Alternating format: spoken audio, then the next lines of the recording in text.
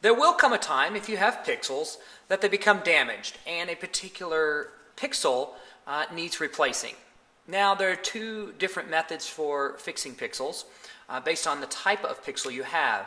Now, for wire-based pixels, you simply cut the pixel that is damaged out, and you simply find a pixel that is of the same type and splice it in. You'll cut them open, tin the wires, cover the wires with shrink wrap, in this case 18th inch tubing, and that will make a nice secure replacement connection. Now, for pixel strip, it differs because this is designed around a circuit board. On the circuit board, you will see that there are cut sections that run every about 100 millimeters, and you'll simply be able to either cut off both ends, making sure to match the in to the out so that you have them in the right orientation. You should see the text go the same direction.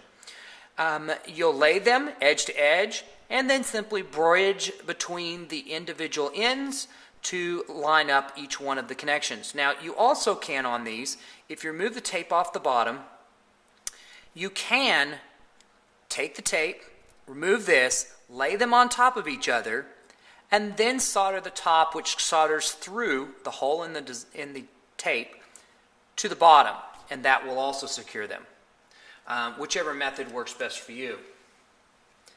Now, next we have questions about 3 wires or 4 wires. You may notice that some pixels, and we will talk about specific pixels later on, some pixels will have 3 wires between them, and some will have 4. In the 3-wire models, what you'll have is you'll have a positive, a negative, and a data signal. So the negative and the data signal are what carries the actual pixel data. Now, on 4 wires, you may have a positive, negative, clock, and data.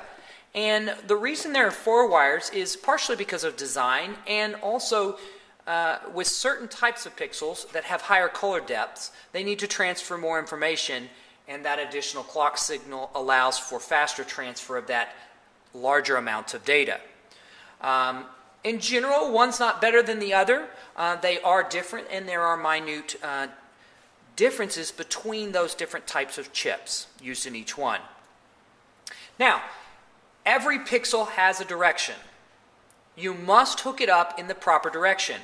Now, the method that they indicate those directions is not always really clear. Some it is, some it is not. In this particular module, we can see that there's an arrow pointing. This means this is the input side, so this is the end that would hook up to your controller, and this is what would go on to the next pixel in line. You cannot hook them up backwards. You either could damage the pixel or your controller. Now, some others are a little harder to tell. For example, on this pixel node here, it has no clear indication. You can see a chip through here. You can see some other related componentry on this one, but it's not really clear which one's in or out. On this pixel node, which has had the covering removed, there is an input reference. And so one side is input, one side is output. So it is possible to see that this is the input side here, and this is the output side here. Others, such as these TM 1804 chips, have no reference, except you'll see D0 or D1. So be assured before you actually hook them up which direction they need to be hooked up. Now, some can be very, very hard to figure out. For example, in this case, there are no indications on the bottom. You can see the wires just simply come out of the bottom. There's no indication in the wire, nor on the side of the pixel at all. So some of these may come with a connector on them. For example, you may have a connector like this, or you may have to pop open the bulb to see on a diffused unit which way is in and which way is out. In this particular case, I have removed the cover from this one, and I can see that it does show this is in and this is out. Let's talk a little bit about powering RGB pixels. But let's first start off with some simple analogies. First, imagine that you have a water hose. Imagine that water hose is like these little sections of cable. These sections of water hose are, let's say, 50 feet each. As you can imagine, as you put on a single water hose and it's 50 feet, a certain amount of water will come out the water hose. And as you add on another 50-foot section, the water will come out, but it won't be coming out at the same pressure. It will have dropped because of the process. As the water moves through the hose, it loses some of its pressure just in the effort to push the water down the hose. So as you add 50 more feet and 50 more feet and 50 more feet, obviously at the end it starts to become quite a bit less powerful than at the very beginning or as it comes out of the tap. Now, these same principles apply to power. Now, one slight difference here is that as we go from pixel to pixel to pixel, each one of these pixels is using up some power. Now, some power is also lost in the cable, and that can be overcome by having heavier gauge cable, just like as a fire department would use a larger fire hose, or you could use a larger garden hose, though most pixels have fairly thin wire. Usually it's 22, 20 gauge wire. So there's a limit to how much power you can put down these particular wires. And as each pixel uses up that power, that means that while the first one may be powered wonderfully, it may get its full intended voltage. So if we're running at 12 volts may actually be present in the first pixel. But by the time you get down the line and you get to the 100th or 150th pixel, you could have 6, 7, or 5 volts. Now, you may have heard that there are pixels with different voltages. For the most part, pixels generally come in 12 volts. Now, what you should be aware of is that even though you may be at one end putting in 12 volts, that is not what is used by the pixel. The pixel is taking that 12 volts and converting it to the appropriate voltage that it can use, along with the LEDs, because the LEDs work at voltages anywhere from 1 to 3 volts. So, power comes in, 12 volts, there's a little conversion of power that goes from 12 down to, let's say 5 volts used in a particular chip. And then that 12 volts is still sent on to the next one, and then it converts down that 12 volts to 5 volts. Now, the reason most pixels run at 12 volts is because you can get longer distances out of them. Now, there's no free lunches here. We wouldn't have 5-volt pixels if there was no problem with 12-volt pixels. Now, as the power comes down and is sent from pixel to pixel, some of it is consumed. As it's consumed, eventually, if you're putting in 12 volts at this end, and you get to the very end, again, you may only have a small amount of voltage. Now, as long as that voltage is higher, let's say that the voltage is 7 volts, and your circuitry requires 5 volts. No problem. Now, you can run into some issues with light output, so the actual chip may work, but the current required to run that may be a problem. And so you could end up with a bright pixel at one end and a slightly duller pixel at the other end, at the farthest end from the power. Now, I did mention before, in some cases you can power the pixels from both ends so that you're actually sending power up both ends, essentially cutting in half the distance. So, again, even though your pixel may be running at 12 volts, power in, the pixel itself is not running at 12 volts. It's most often running at 5 volts or sometimes even less. There is nothing wrong with other types of pixels that run at lower voltages. They just run differently and have different pros and cons. Now, there is always a limit to the number of pixels you can put on a string before power must be applied, because as I mentioned, if you're injecting power at this end, using the analogy of the water hose, eventually at some point you put on so many additional water hoses that water is just not usable by the time it comes out. And that again means you either have to use a larger hose or, in the case of wire, larger gauge, which is most commonly not the case. And not really is this a problem in many cases, because if you're running 12 volts, for example, through pixels, you would probably be able to get 100 to 150 pixel nodes on a single string. And depending upon your spacing, that probably, in this case 3 to 4 inches, is probably not an issue. There are two basic methods of powering your pixels: centralized and decentralized. Now, the particular method that works best for your display will vary. You may have, for a megatree, centralized power, and then for strings along your roof or gutter, you may have decentralized power. So one particular system may not fit all your needs. Now, on a centralized system, the advantages are that you have fewer power supplies. That power supply is usually a larger, centralized power supply.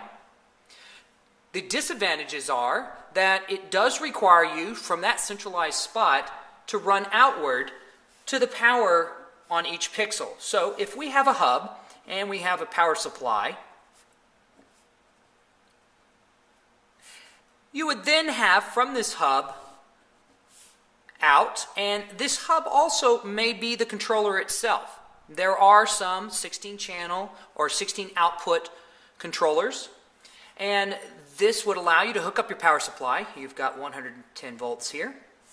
And you would then split off to each one of your strings, either with another little controller here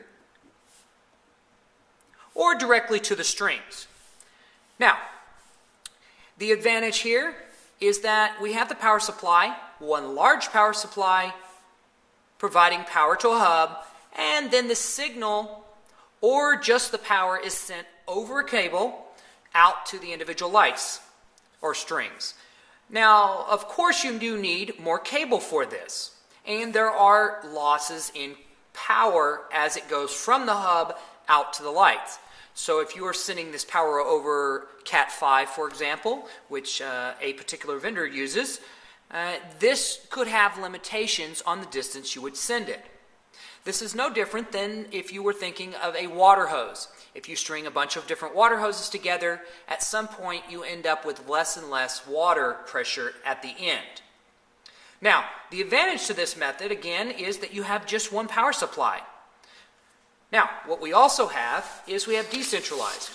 So in a decentralized system, we would have a string of lights, a controller, and then we would have a power supply.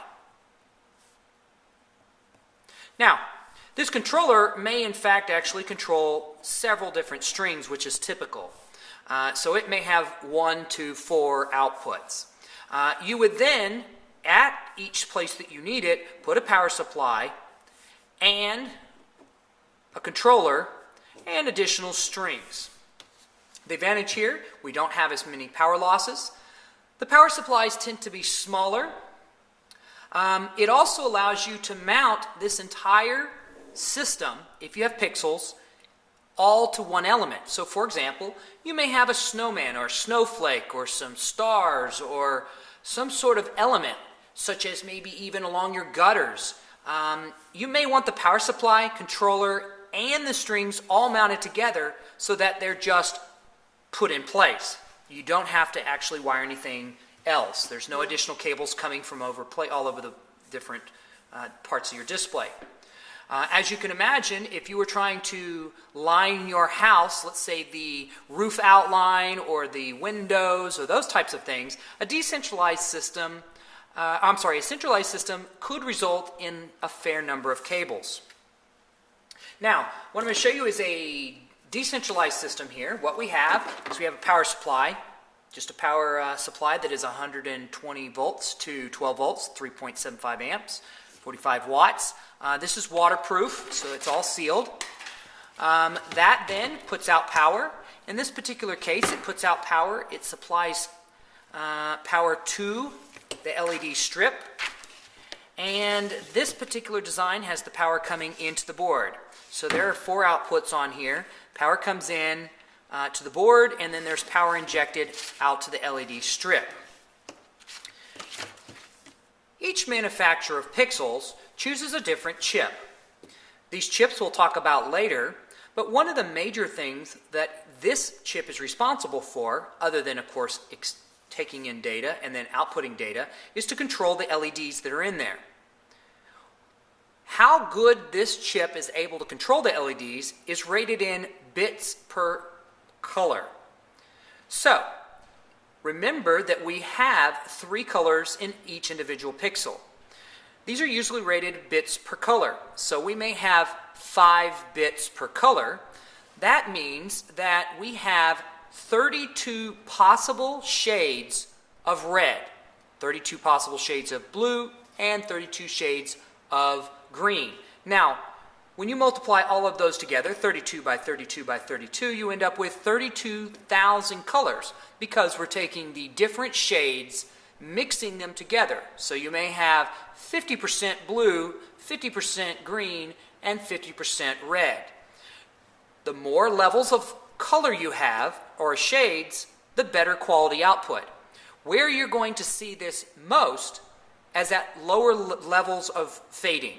So if you're fading from 0 to 10, it will be much more noticeable if your controller supports, say, 5 bits per color versus 8 bits per color. Now, in general, you won't see above 8 bits because DMX and other protocols do not allow for more than 8 bits of data per color.